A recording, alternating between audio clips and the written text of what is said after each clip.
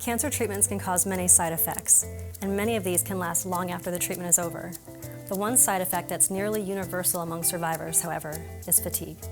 Cancer-related fatigue is very different from everyday fatigue.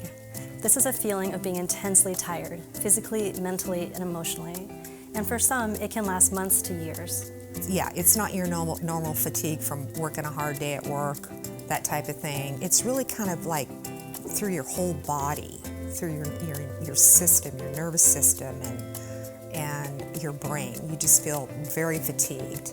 The first time I went out, I think it was to Costco, and I thought, oh, it feels so good to be out. And I was walking along the aisle, and all of a sudden, it's like a stone wall comes down.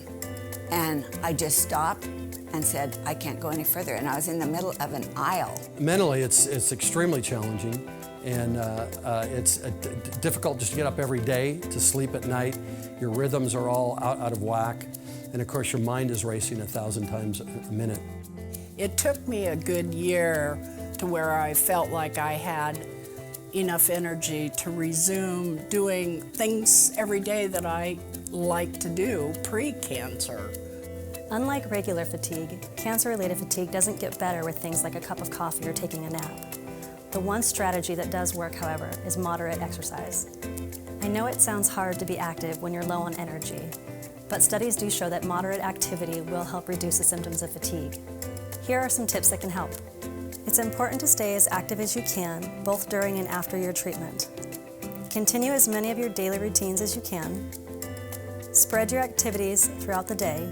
Schedule your most vigorous activities for when you're feeling your best, and build in breaks so that you don't wear yourself out.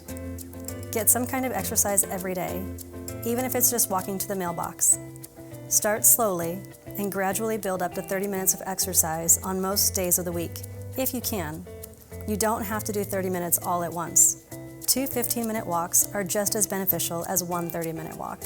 So simple things like getting up from the sofa, going to a kitchen was a task, but I tried to do that. Walk from sofa to the kitchen counter, and that was an accomplishment. Then I tried to go from the kitchen to a little bit further, and then eventually going outside and walking for a half hour.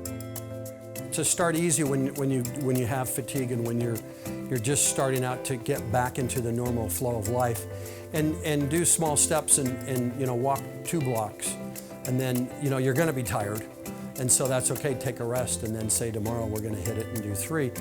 Everything happens in its own time. Patience is the only recommendation I can really offer. It was about 3 years after the initial mastectomy when I was just aware that something had changed. It was almost like the cogs in a wheel had moved, and I just went out for a walk, and I walked. I probably did a 3-mile walk and hadn't walked a block since. If you're not sure how to start, or if you have physical limitations, contact your healthcare team or a physical therapist. They can help you to start at a level that's safe and appropriate for you, given your treatment and current condition. And as always, remember to notify your healthcare team if you're experiencing fatigue or any other concerning symptoms.